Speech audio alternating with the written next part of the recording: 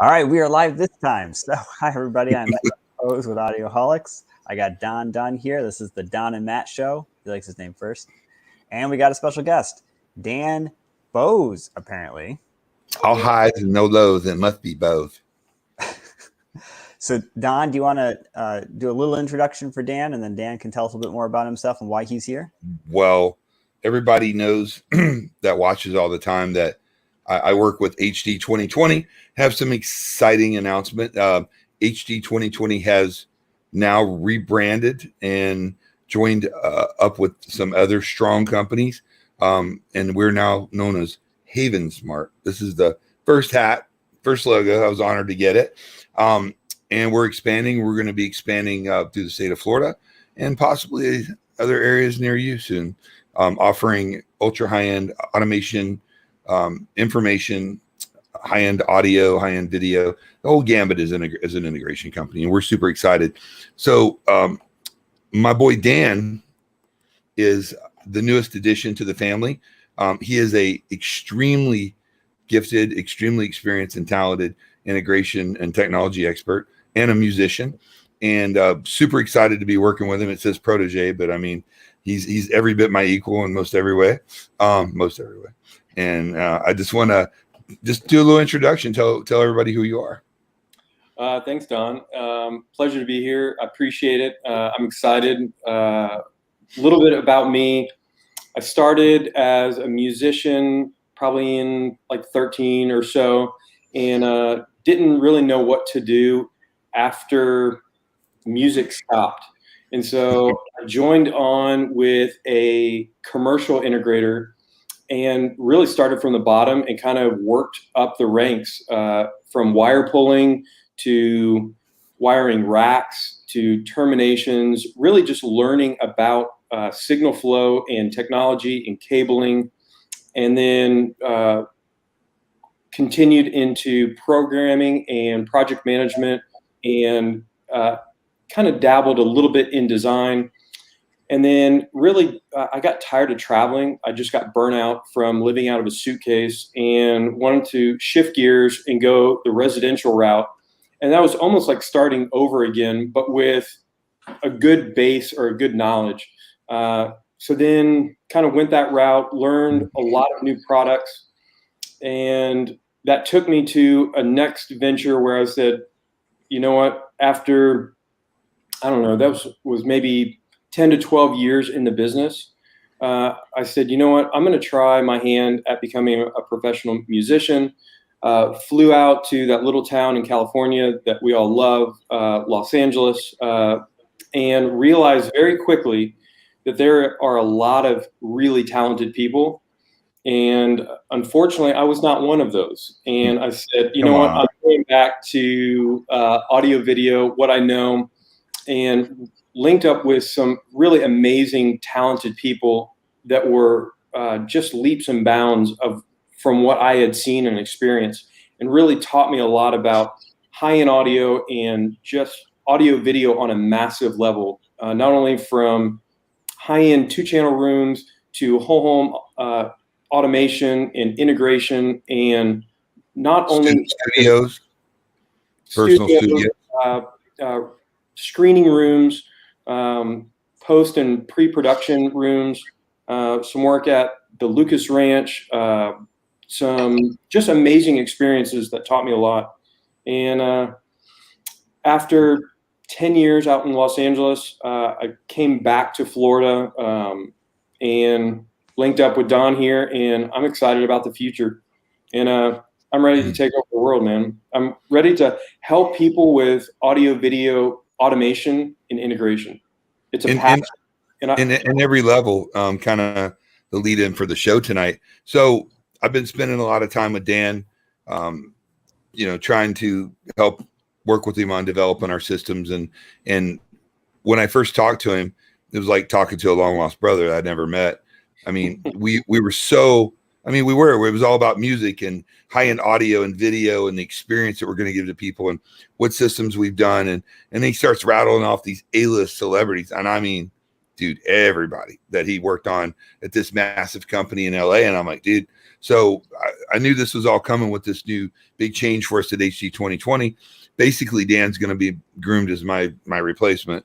And I'm going to be doing some corporate stuff. But I mean, the guy's just a wealth of knowledge. But one of the things that I like about Dan is that he tinkers with the do-it-yourself type systems.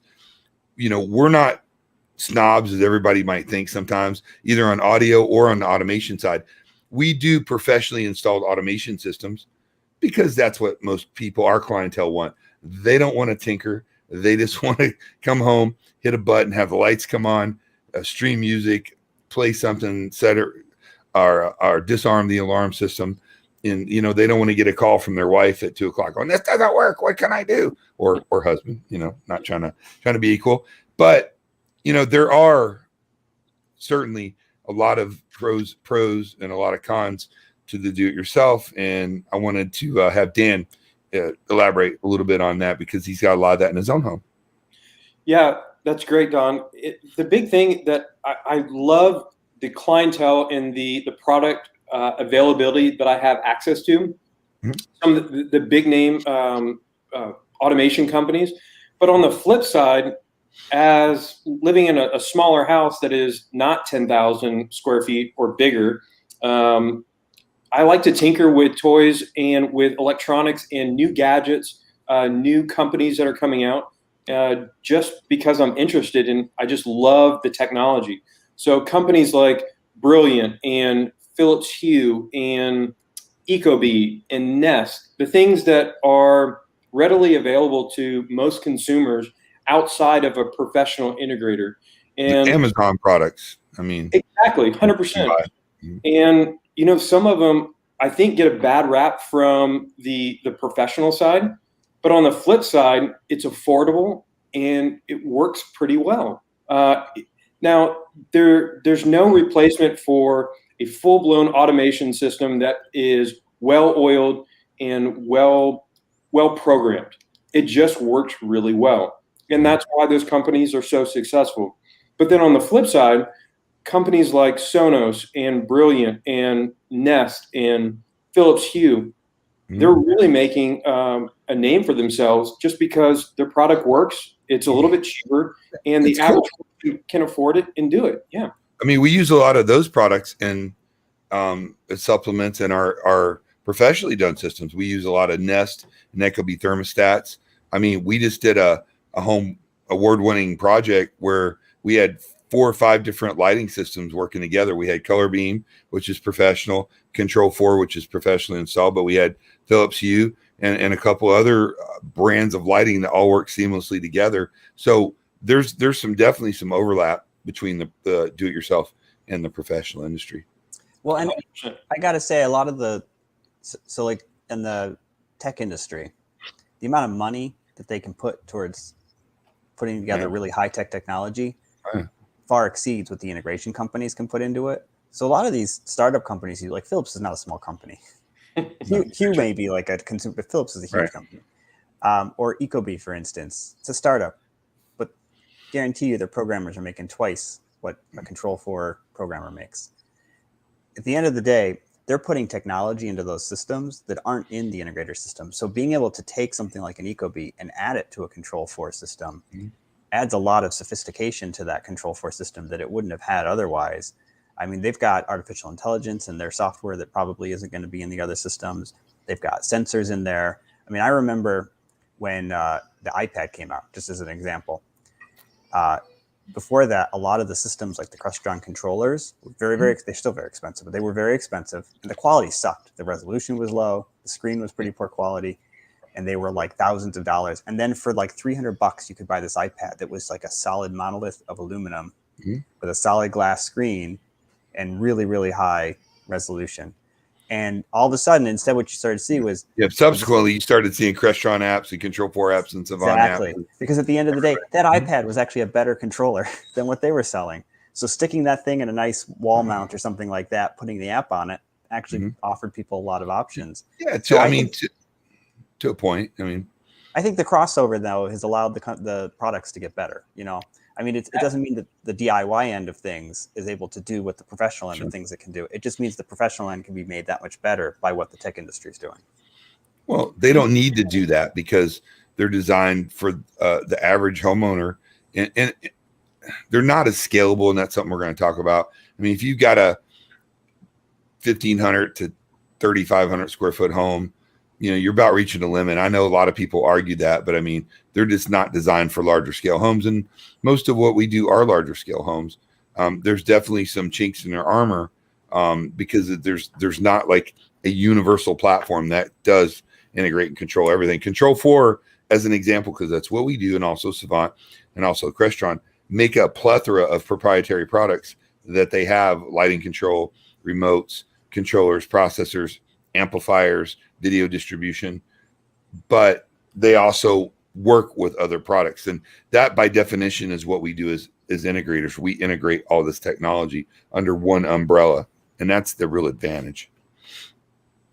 The other thing I think that it's a good play on both of your comments is that I think now we're seeing so many companies trying to integrate with each other, not only with the big players that Don just listed, but also the other players that are up and coming that have some amazing talent pool in their company and that are designing these AI chips that maybe they're concentrating more manpower towards to really put them in a position to be integrated with a Crestron or a Savant or a Control4 and really make a name for themselves. And they're doing really well.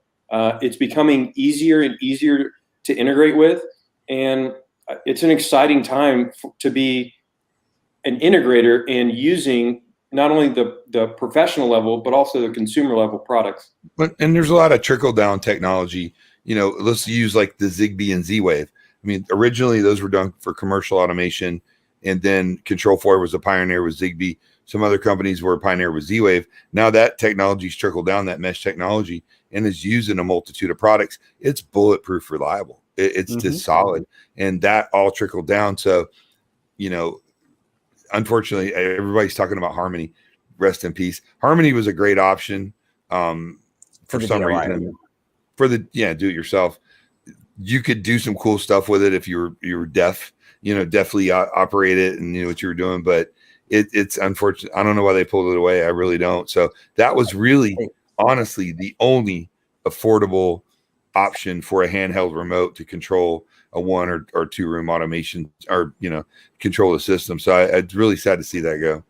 Yeah, I actually have the Hub, which was their last product that they released before they finally stopped doing it, and it got pretty sophisticated. I mean, it got to a point we where used the Harmony Pro. It was great, man. It was pretty similar to the concept of drivers. It would, there was little modules you would basically add to it for whatever it is you're doing, and you would tell it, like, in this room I've got the Hue lights, I've got, I don't know, an Onkyo receiver, I've got a JVC projector, everything kind of works this way. It asks you a couple questions, and then it automates everything for you. And I tried it on, 5 or 6 rooms. It worked really well. I think the biggest negative I had was occasionally something would go wrong. Internet goes down or something. And I would lose control of certain things. And so when the internet would come back up, every once in a while, I'd have to just start from scratch, just reset the device and start over, which I assume I've never actually owned it, like something like a Control4. I will now. You've convinced me, Don. But very soon, yeah. Very soon, yeah. But I assume that does not happen to those devices. Well, I mean, listen, any electronic device is subject to freeze up or have a problem. There's nothing that's 100% bulletproof. As professional integrators, we strive very hard to build an infrastructure around these automation products, which are all network based, so that they have the ability, they're programmed properly, really strong, solid network, great battery backup, good power, grounded racks. These are all the things that really make these systems very reliable. And not all integrators are created equal. So some products like Savant, Control4, Elan, somebody may have a bad experience with it. 99% of the time it's the integrator that improperly installed it, or more importantly, improperly designed it. So I know you've done a little slideshow. Let's just kind of do that and jump into that and talk about. I have to sidetrack us for a minute. Somebody. Okay. Ryan here has said, no, James. I want to see James and Matt fight to the death like yesterday. Holy audio nerds battling it out. So I just got to say, everybody, James was wrong. I was right. And you will see. And you will see. You will see. And James is rarely wrong. So that's crazy. Actually, well, apparently. What'd y'all do? Talk about getting a fight over tweeters or some shit? I mean, close enough. Tweeters. No, it was, we'll see. It was had to do with the CEA 2010 testing that we do on subwoofers. Mm-hmm. And so one of the things that we've noted, and others have as well, is that you can have a subwoofer that will pass the test, actually get a pretty good result. And if you're there with it while it's testing, you'll notice that it's making some pretty horrific noises. So you're sitting there listening to it thinking like, this thing is well past its limit. It's making some awful noises. And then you'll see this result come up and you'll be like, well, whatever. So you put it on paper. So the problem is I was there. I know that. James was there. He knows that. We know that it really didn't hit that number in like a realistic way. But the guy on the other side reading the article that we wrote, he's just doing like whatever, like desktop drag racing kind of thing. He's just looking, well, that sub had 110 dBs and that one was 112.5. And it's like, yeah, but that was a clean 110. And I'm telling you, there was some, weird warbling noises coming from that one at 112. So I was explaining why one of the reasons that can be, which is that if the frequencies fall, there's a mask, a distortion mask that gets applied to the pure tone that you're running through the sub. That's a burst tone. And if this noise is way higher than the mask goes up to, because it only goes up to like, I think it's fifth harmonic or sixth harmonic, something like that. Maybe it's higher than ninth harmonic, maybe. Is that what we said yesterday? Whatever it is, the point is, if you're only testing up to 100 hertz, then if you're at like, let's say 1.5 kilohertz, it's way past the mask. So if the noises are up there, it's not going to affect it. But James doesn't believe me. He thinks it does anyway. So Matt doesn't drink. So I've just imagined if Matthew would drink, he'd be like, you don't understand. The bass says 110 dBs. It's not clean, you stupid son of a. Right, sorry. I would love to see that one day. Yeah, that's exactly on another channel. But Audioholics late at night. Late night talk with Audioholics. Yeah, I gotta bust out my spare change. Well, late night talk. We're gonna get a little crazy. I'm gonna drink a little bit. So it's going to be Matt falls off the handle there. All right. So home automation, DIY, or hire a pro. Hire Don and Dan. So that's right. So here's what I have for this, but I really want you guys to react to it. With the DIY stuff, we were kind of going through these brands, but there's just so much out there. Logitech Harmony, which is, rest in peace. I know. You've got Alexa, Google, Siri, all the different voice control systems. You've got Ring, Ecobee, Nest, August, Casa Smart, Philips Hue, Wise, Smart Things, IFTTT. There's just so many different technologies that are related to automation that allow DIYers to do a lot in their home. And Dan, you said you actually use a lot of this stuff yourself. You like to play around with it. And I do too. I mean, I have Logitech. I'll just mention this quickly. I have Logitech Harmony sitting in a box at the moment, but I've used it in the past. I have lots of systems that have all the Alexa, Google, and Siri stuff in it. I have Ecobee. I've had Nest in the past. I have Philips Hue. I've actually had a lot of the Casa Smart switches. I have a ton of Wise stuff. And I've used, in my own attempts to integrate, I've used IFTTT to help create little sequences and such. And I know you do a lot with it too. Do you want to talk about that? Sure. I'm actively using the Logitech Harmony. And again, I'm the same way. I'm sad to see them go. But the nice thing about it is it's quick and easy, and it's great for a small system. And I like the hard buttons, and it's simple to use. That my 9-year-old son uses it, and he understands it. Doesn't have to. 9-year-old kids can use. When I do systems all the time, they're like, "Show my kids, and they'll teach me." Exactly. Right. And trust me, he shows me more things that I don't know.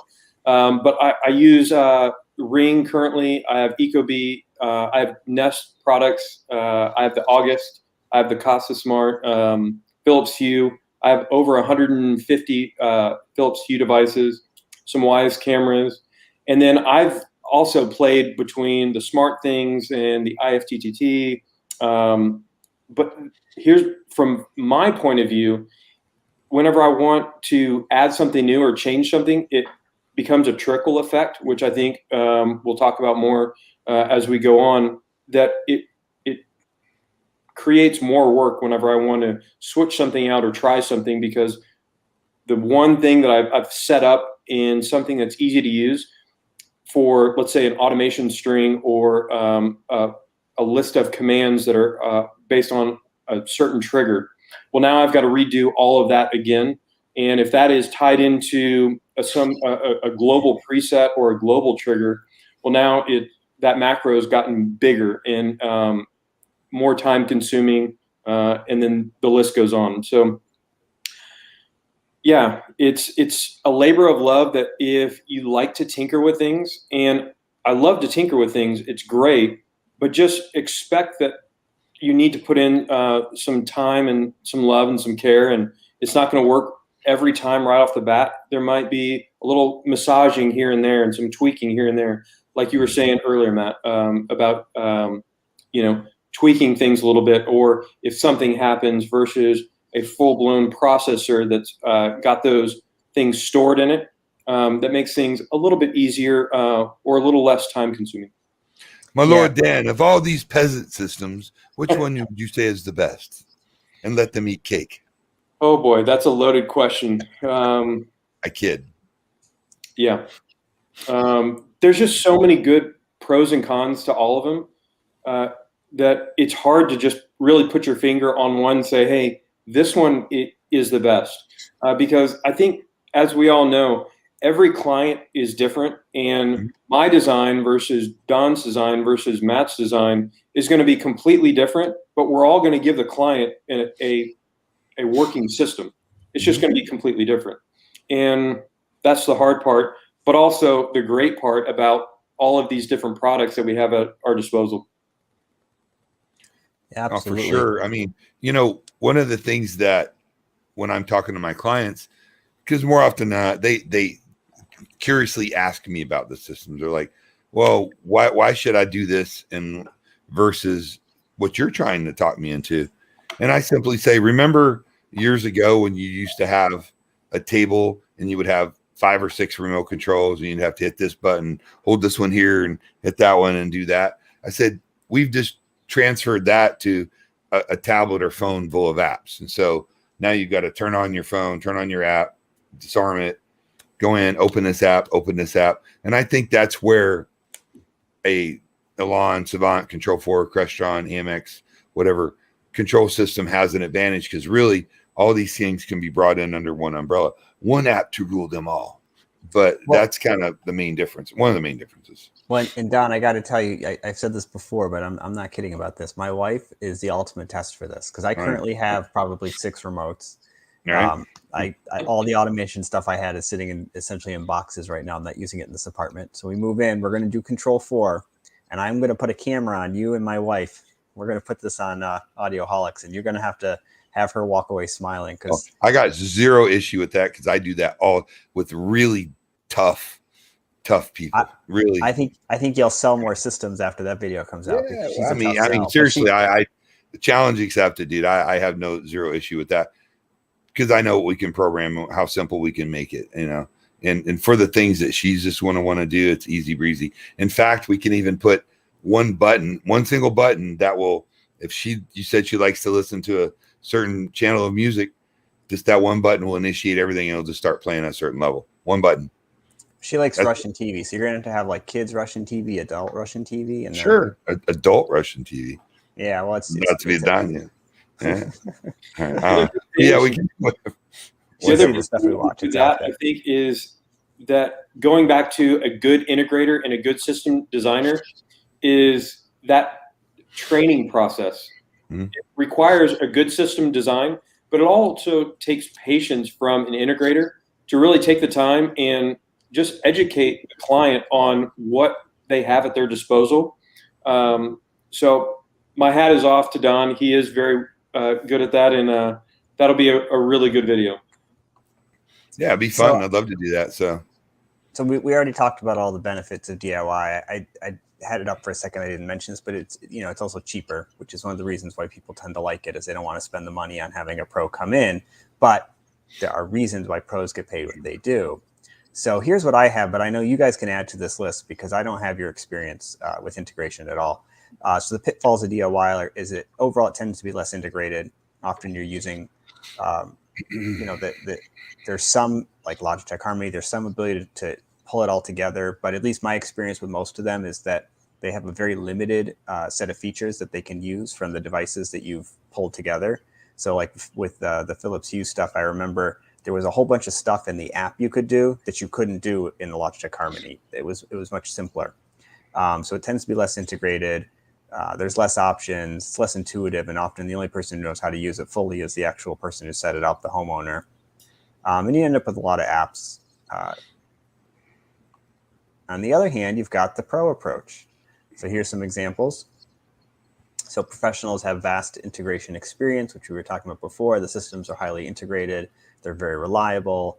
There's endless flexibility and far more options. I've been shocked. I've been like going through all the catalogs for the stuff that works with Control 4.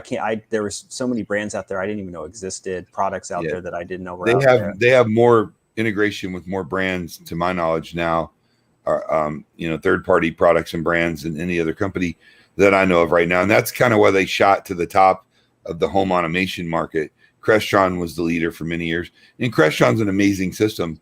Crestron's a higher end, a little bit more expensive, a little bit more flexible. You can do more things with it. If you're doing 100,000 square foot house, Crestron's the way to go. But Control 4 for most options. And listen, Savant's a great product, and so is Elan G. We're not here to debate the differences on these systems. It's just the product that it gives the client. If you like to tinker and you don't mind downloading, apps and integrating things and playing around with the network, they're fine. And we're not here to say they're bad. They're just different. Most people just want to add something in their home and have it work. Most of the clients that we have, but the average person, they're pretty simple to set up. They're selling it as complete automation. It's not complete automation. I mean, it's quasi automation. You can automate a few things, but you can't go too deep with it. You just can't. I mean, that's the bottom line. So I tried to take a stab at what I thought were some of the pitfalls of the pro approach. So obviously it's more expensive. I didn't put that in here, but sure. So one of the things is that you as the user probably are not going to be able to make upgrades to the system. So if you decide one day, I don't like this receiver, I want to go to this other receiver, you're probably calling up your installer, right, to come back and reprogram the system for you. Yeah, but I mean, it's not that big a deal.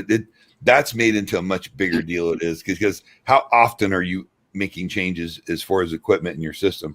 Most people don't make changes that often. If you do, it's that simple. Sometimes we can even do it remotely more often than not, and make those changes when you add a piece of equipment. But it's a less of an issue than people say it is. Again, if you're a tinkerer and you're always changing stuff, then that might not be the product for you. But for most people, they may add a new, I want the new Apple TV.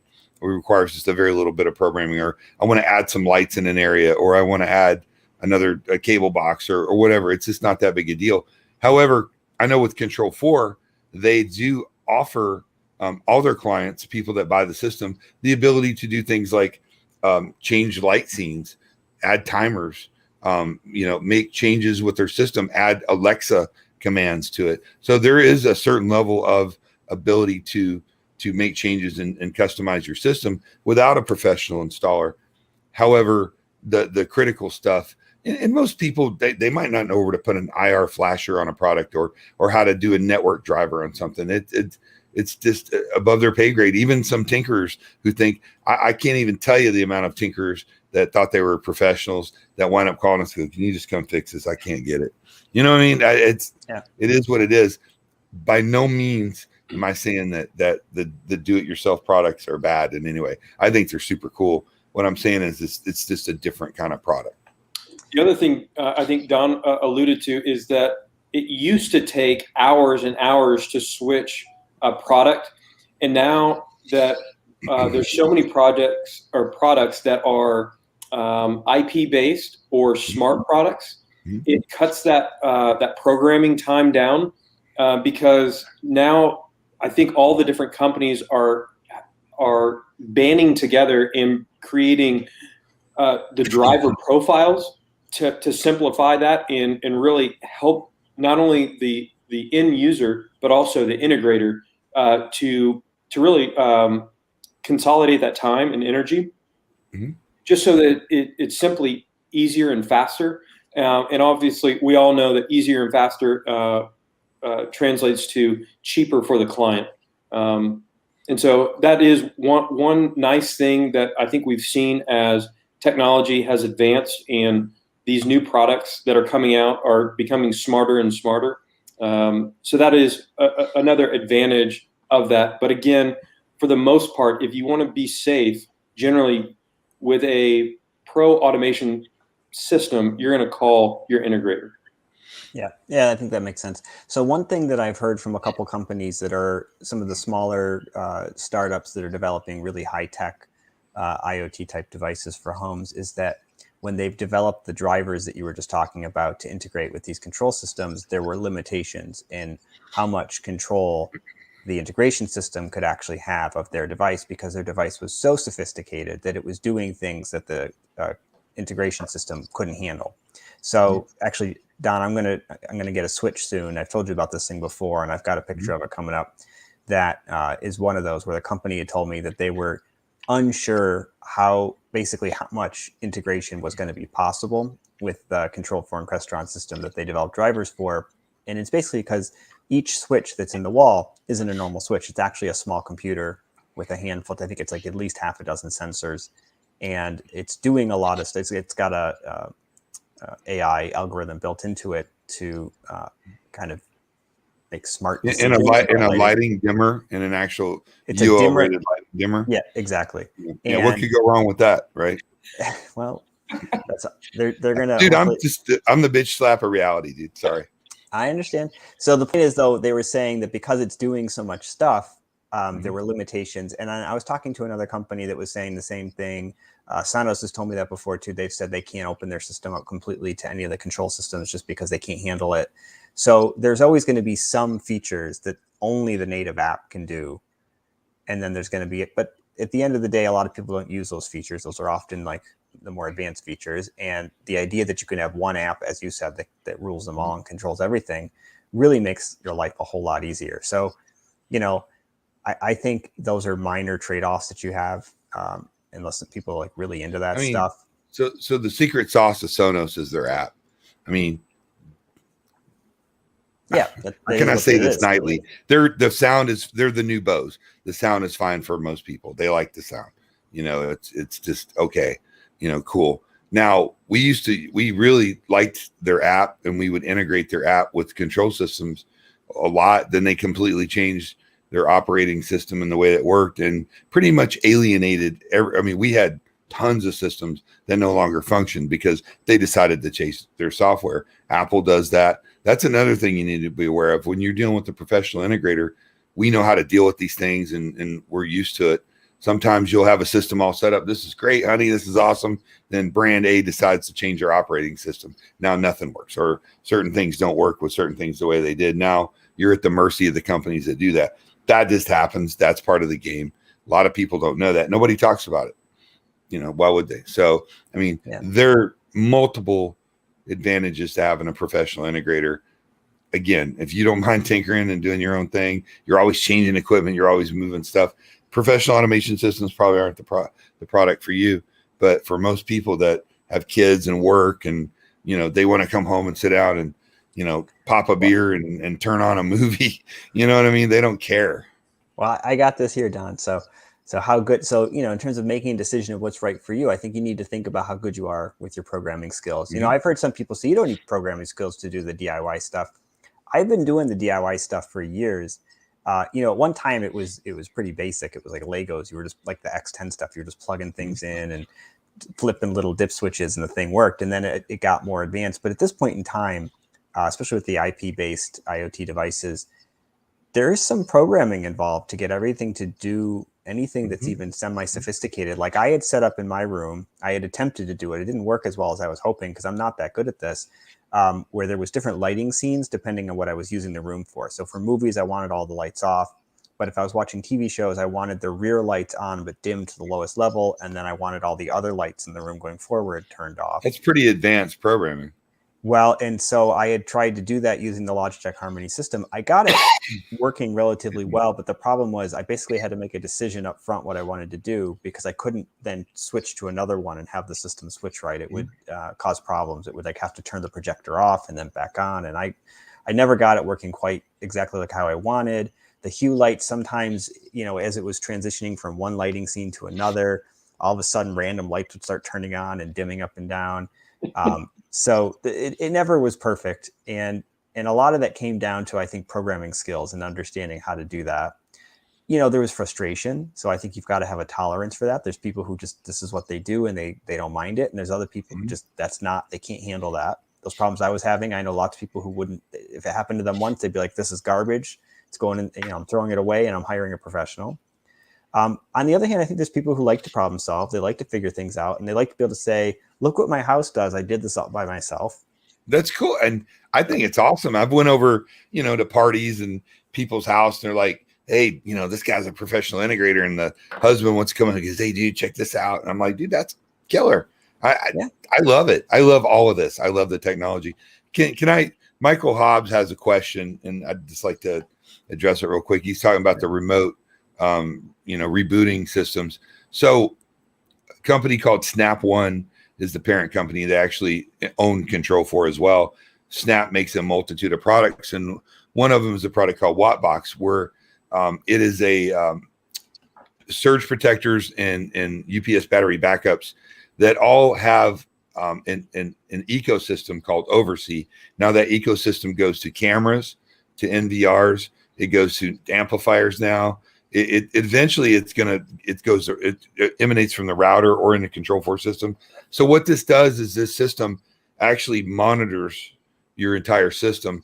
It even has what's called self-healing, where it will actually send out a ping to the internet and get a return ping. And if it doesn't get a return ping within a certain amount of time, it will actually initiate within the Ethernet, send a signal to the surge protector, and do a reboot of the modem, then the router.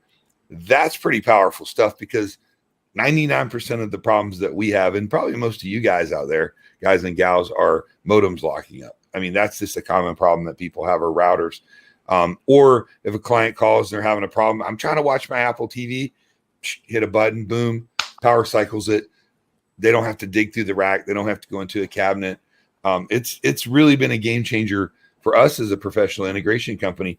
Our service manager, Eric, actually sits there and monitors and has a map of the state of Florida and the area that we have, and it's got like red and green lights on it. So we, more often than not, know when there's a problem and can resolve it without the client even know there's a problem. So that's how technology is advancing. That's advancing on the products that we sell as integrators. Possibly eventually that's going to trickle down into the do-it-yourself market as well. But it's pretty powerful. Yeah, I was looking at that as a pretty cool feature. So, Very all right, cool. In terms of the things that maybe would push you towards hiring a pro, do you have a working spouse, 2 young kids, a cat, a dog, 2 crabs, no time or patience to do anything on your own? Then help me, Don, please. I got you.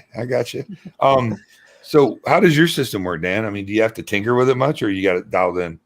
So as of lately, I've got the Logitech Harmony set up with hue lights, and I'm basically running everything over Wi-Fi. Nothing is really hardwired, which I have a lot of products, but I've simplified them on the control system. And I gotta say, it works really well. Whenever I come home, I hit one button like we all want, and the TV just turns on, and there is an off button. And I have cut the cable from the big satellite and cable providers, and I run it through a Apple TV and through an app. And there are the advantages of a lower bill. However, there are the disadvantages. Not much lower anymore. I think my money's pretty close. Yeah, exactly. I mean, because I have most of the stream. I'm like, oh, I gotta have that. That show's on there, and then they got you. There are the every couple months or so, they're like, hey, we're adding this, or this resolution is now available. And so those are the things that those add-ons will sneak up and get you. But for the most part, everything I've learned that for what I like is I want things simple. And so I have a TV, a Sonos surround system, Hue lights, and I just want single buttons. So the Logitech Harmony has a macro where I watch Apple TV. It starts up the TV. It starts up the Sonos. It starts up the app, and I navigate to it, and I'm off to the races. Yeah, that was a pretty powerful piece of equipment. I mean, I am seriously bummed that they took that product off the market, man. I mean, we need to write a letter. You know what I mean? Yep. It's like Firefly. We need to bring it back. I think at the end of the day, it was they were making no money on that. That was small potatoes for them. Yeah, probably not. Yeah, probably not. But still, the big question is who's going to be the next player in the market, and what are they going to showcase? And for us guys, it'll be, hey, it's another toy to tinker with, and I look forward to it. Yeah, I mean, there's a lot of technology that goes into these automation products. They have a lot of horsepower. Certainly, Google and Amazon and some of the heavy hitters. But to make it affordable, I mean, it's just hard to do that because there's a lot of technology in these boxes. I mean, eventually it'll be there. Listen, one of the trends that I'm seeing a lot of with my home builders and real estate agents we work with and interior designers is that, technology was just an afterthought. Kitchens, closets, and all the, were the driving factors in homes and location, right? But now technology, and all my builders and they're like, man, I don't know what this is, but I know we need it. It's something that it's important. Is the house properly wired for an infrastructure? What are the rooms like, the layout of the room, and where can we put a TV? Where can we do that? People demand that now. So, which is really kind of, that's why we're so busy, trying to put these products in. So I just don't know where it's going to go. I know that the next big advance is always the interface. It's how we interact, whether it's virtual reality, augmented reality, a touch pad, whatever system. Alexa has revolutionized that. And we're actually working and install a product called Josh AI, which is Alexa on steroids. Won't you explain a little bit about Josh AI, Dan? Your thoughts on it? So I've had an opportunity to meet the CEO and really kind of pick his brain on why his system is better than some of his competitors, and what from his translation and what I've read and seen is that his is really based on control and automation only, and then privacy. So it's not a web-based browser. You're not going to ask it how tall is Mount Everest, or how deep is the Mariana Trench. It's not going to do that. Right. If you give it a command that says whatever your start word is, welcome home or goodbye, it is going to run those triggers that are set up with a professional automation system, and it's just going to work. And from all the press and all of the client reviews in the real world situations, not just the company spokesperson, so far it's doing exactly what. And it is really AI because it learns things as it goes along, and that's what's cool. It is a ever evolving and ever learning, not only with voice recognition, but also patterns, which I think that's that next wave as well. And man, I'm excited for more of it and more people to have it and experience it, because I mean, it's you and I both. We get excited about this stuff, and we want people to experience that excitement and that wow factor and that aha moment of, oh my gosh, I saw this on the movies years ago, and I have it in my house. Yeah. So I always look at automation as a co-star, right? To me, when I'm designing a system, the stars are the video and this audio, because that's the visceral interaction, watching a movie, watching a TV show. The automation's there to just take up functions, change channels, lower the volume, raise the volume, select something, stream it, turn on lights, turn off lights. I mean, it's an interactive system, but the term automation means that it is automated. So your house could, like with Control 4 or some of these other systems, they have atomic clocks in them. So you can basically set, hey, I want my lights to come off, turn off an hour before sunrise and turn on 15 minutes before sunset, right? It'll automatically do that even with the time change, even with it tracks it. That's pretty powerful stuff because lighting is a security thing. If my security system goes off at night, I want all the lights in the house that are on the system to come on and the outdoor lights to flash. That's powerful. I raised 2 special needs step kids, and I would work, and my wife at the time would work, and they would have a bus service bring them to the house, and then they had a simple code on the automatic lock on the front of my door, and when they hit that code, that would send me a text message knowing that they were home. I mean, these are plausible. Yeah, these are things that are my autistic stepson would leave the garage open. Like, you come out in the morning with your coffee and all your toys, your golf clubs, your mountain bike, you're like, you're horrified your garage is open. So I put the automation on my garage, and my garage would automatically close at 10 o'clock at night if it was open. I mean, these are things that assist your life. You go to bed at night, you hit a lock, good night button. It locks your automatic locks, arms your security system, puts your house in a sleep mode, turns the air conditioning down to 72 or whatever you want, lowers your shades, does a multitude of tasks. And now you're going to bed secure, not worried about, did I unlock it? If you go away on vacation, you can put your house in vacation mode, turns the temperature up so you're not cool in a house you're not in. It'll randomly learn your lighting patterns of your normal life, and your lights will now come on at certain times. So anybody comes by, it looks like somebody's there, somebody's at home. Then you're on your way back. You get back from the airport, you hit coming home, and now the temperature lowers. It goes. I mean, that's cool technology. That's the co-star of your life. Well, first, I thought it was you were the main star and I was the co-star, but I guess we're in a different movie. No, not at all. It's real apparent you're going to be the star. Everything come out okay, Matt? It was a baby emergency, but yes. Baby, yeah. He had to poop. No. But, I mean, automation is there to serve us, to enhance our lives, to make your, motorized blinds and shades, man, those are 2 of the coolest products out there. Like you can have in your room. I mean, Gene now knows in his smart home, we've automated that thing to the gills, and it's got distributed video.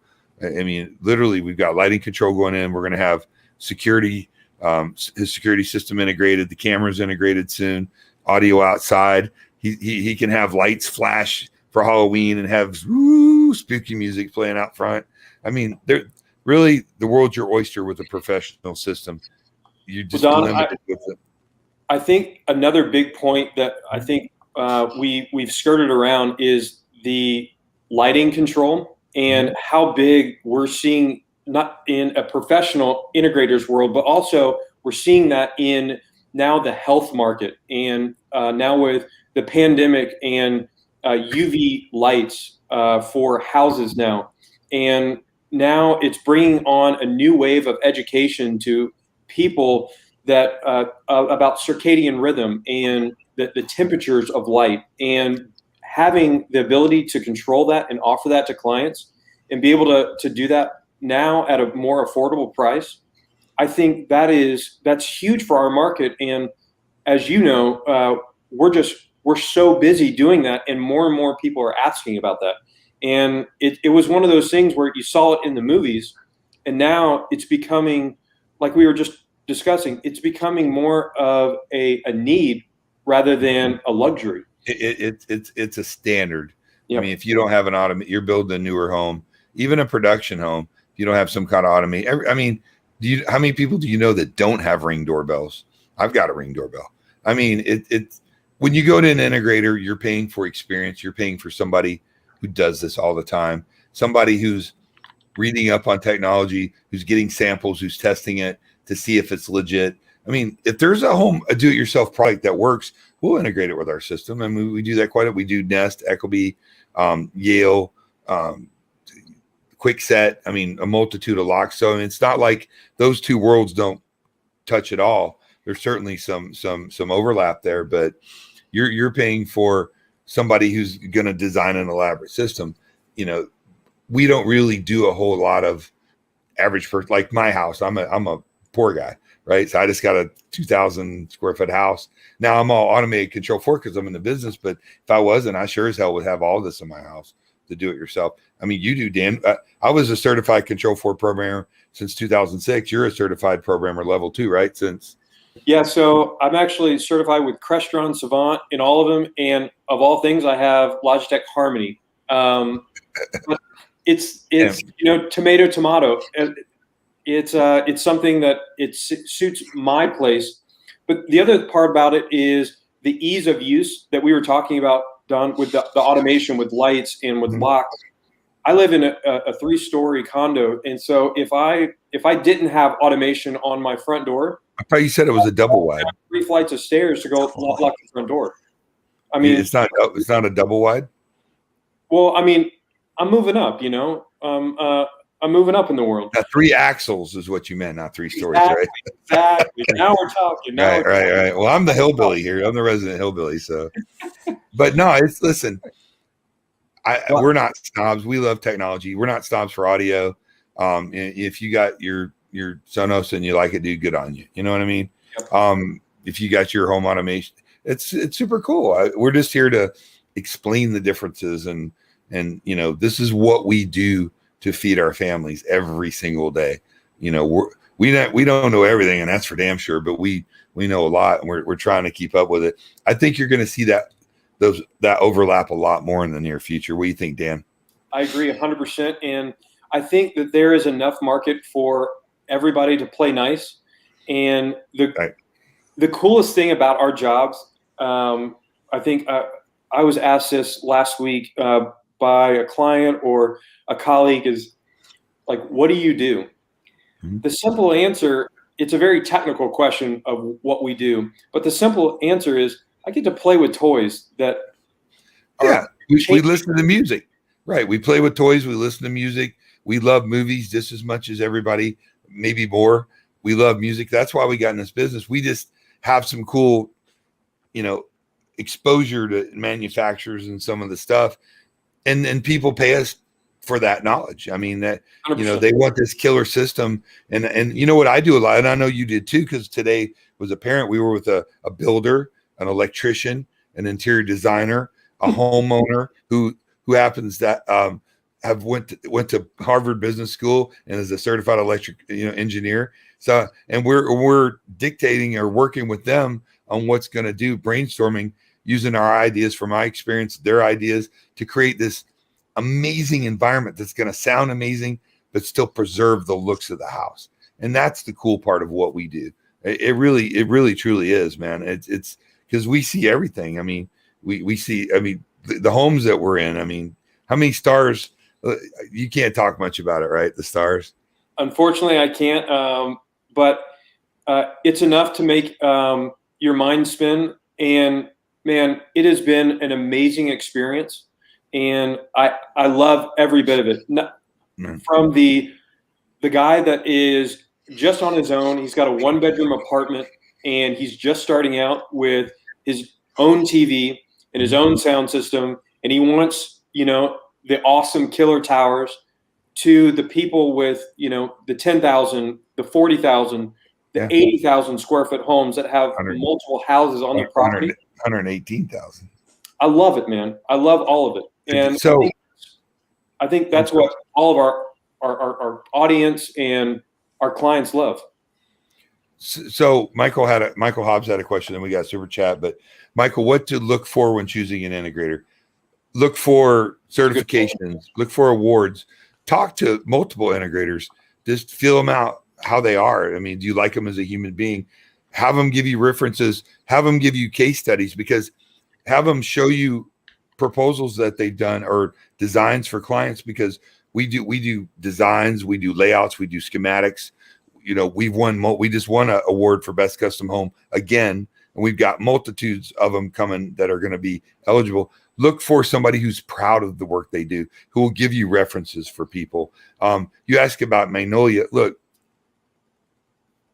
I mean, they're a big company. They do some automation. They're not what I would call a full-blown integrator. They're a big presence in some markets, and some markets they're not. I mean, they're still Best Buy. I mean, and there's some good people that work for them, but I just don't think they're up to that level of what the high-level integrators are, without knocking them. I mean, it's just not. I mean, how many things do you see that they done? Magnolia wins House of the Year. You just don't see it because they don't do. I don't even think they wire their own stuff anymore. I know I'm doing a project right now where they're not even wiring it. They're just going to come in and cherry pick, putting some equipment in there. So we got a super chat. You want to bring that up, Matt? Yeah. So this is from our friend Don. So Don said he just bought a Control4 system. What are the best colored recessed lights and RGB lighting to work with Control4? That is a really, really relevant question. You want to talk about that a little bit, Dan? I mean, today that's what we were doing with an interior designer is looking at using RGB lighting, and it was a full-blown lighting system from a company called Color Beam. So are you looking for the cans or are you looking for the bulbs? That's kind of the question. I think he's looking for both. And Don, you just did a award-winning design for a house with Control4, and it had I think it was 3 different styles. Well, we had Color Beam, Control4 panelized lighting, Control4 wireless lighting, and we had Philips Hue, and then we had an additional brand that was like accent lights. I forget the brand, but it all worked seamlessly. There's no differentiation. It was just different brands, and now work with the system. So, listen, it's hard. There's a really good argument for Philips Hue. I mean, it's a little more money, but it's a little better quality than a lot of stuff out there. Color Beam, if you're going to have it professionally done, Color Beam is a great contender. What's that lighting system that you like, Dan? Myself? Yeah, the one you were talking about today. Lutron's got a product called Ketra, and it's kind of the latest and greatest. Unfortunately, it's the most expensive on the market right now. Well, but Lutron, it's hard to argue against the quality of Lutron. Everything they do is the most expensive, but everything needs the pimpest. I mean, exactly. their shades go down together, really well, and they don't make any noise. No, the other lighting brand, the RGB low voltage lighting brand, it was some with a V. Start with a V. Come on. Vantage? No, it wasn't Vantage. You said it. You brought it up. Are you drinking? Come on, man. I'm drinking the Kool-Aid that you gave me. Sorry. But no, yeah, I think going back to it, the big thing with selecting any manufacturers that you want to work with a control system is reach out to that manufacturer, Control4, and ask, hey, what do you work with, or what works best, or consult with your integrator. And because that's what we're paid to do, is to research and get product information from our manufacturers to make sure that we are giving our clients the best product that's going to work best with their system. So I think that's. We hate to be. Color Beam would be my choice right now because that's a product that we offer. We're still training with them. We've done some Color Beam products. So the whole low voltage lighting thing. Now, I think eventually in a home, instead of Romex run and back to a switch bank, then back to a panel, you're going to see low voltage wiring, which is category 6, or like a multi-strand conductor wire, almost like a speaker wire. You're going to see that become the norm, where now you have low voltage cans that are individually assignable, and then they're run through what's called a DMX controller. Then your control system controls that. Electricians and the electrical industry is a little slow to change. Eventually, you're going to see that, just like electric cars. So now that everything in your house is low voltage based, except obviously for plugins and various things, I think the days of high voltage lighting, it's already converted to LED. I think those days are going to slip away soon, and it's less expensive. It's a hell of a lot cheaper to daisy chain a Cat 6 than run heavy Romex with a lot of copper in it. So and that's the revolution. What's that? The operation cost for the user. Oh yeah, just less wattage, lower utility. And the other thing is that with high voltage, you need a licensed electrician. With low voltage, you can have you need a licensed low voltage integrator. Exactly. But, yeah. So that mark my words, and I assure you, my fingers on the pulse of this. It is definitely the way to go. And we call them Sparkies, but all of our electrical contractors that we're friends with, and there's some damn good electricians out there. I'm trying to get them to look at this, and it's a little slow to change, but I think eventually you're going to see it.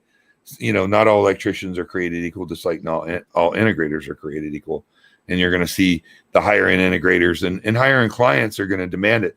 This house that we're doing right now, for our boss, our big toe, our leader, who's awesome.